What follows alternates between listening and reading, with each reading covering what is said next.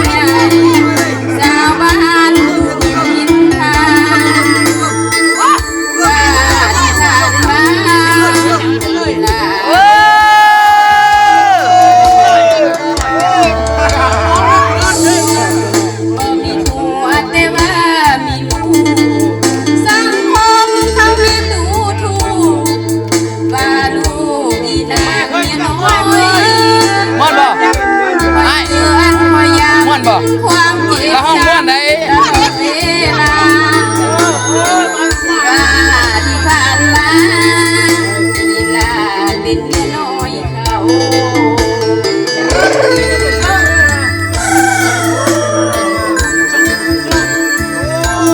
คนนี้ถือว่าที่สุดแล้วอยู่ในทีมงานก่อยห้องม่วน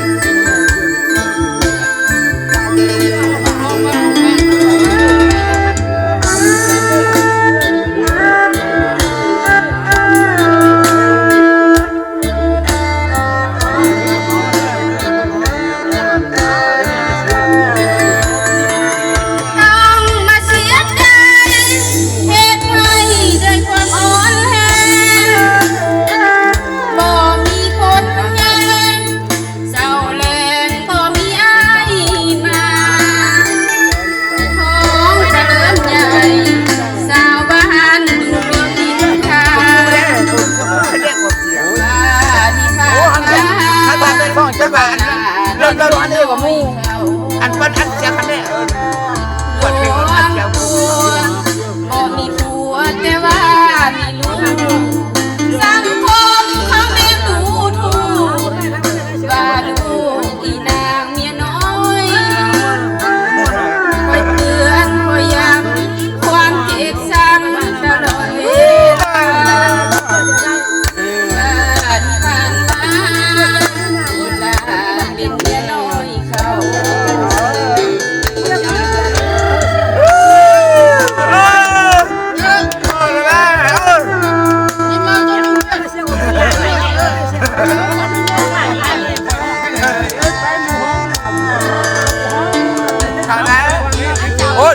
คนอาสนับสนุนเบียร์มาแล้ว